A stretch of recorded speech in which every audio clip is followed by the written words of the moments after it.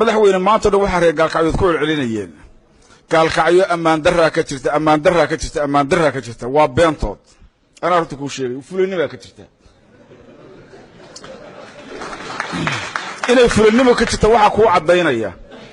magaalada waxaa jooga ciidan booliis oo intaa tira leeg waxaa jooga ciidankii daraawiishta oo intaa tira leeg waxaa jooga ciidan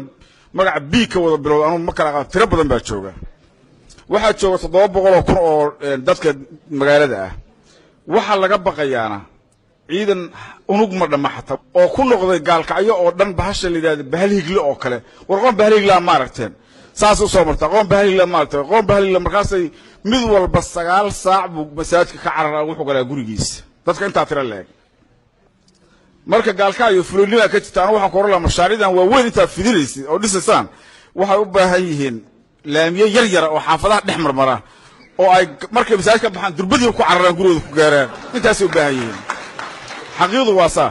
waayo nin dadka inta tira leeg haday kartidoodii iyo awoodoodii iyo dadnimadoodii aamini waayeen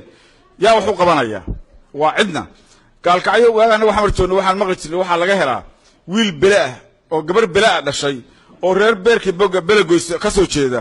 oo ila libaxsan ka taabta la yiraahdo ba gaalkacyo laga helaa hadda waxaan ku aragnay kuwa aan bisad xataa san kala taaban karin marka hore bal dib loo hubiyo reer gaalkacyoodkii la sheegi jiray dadku inay yiriireen dad kala ahayn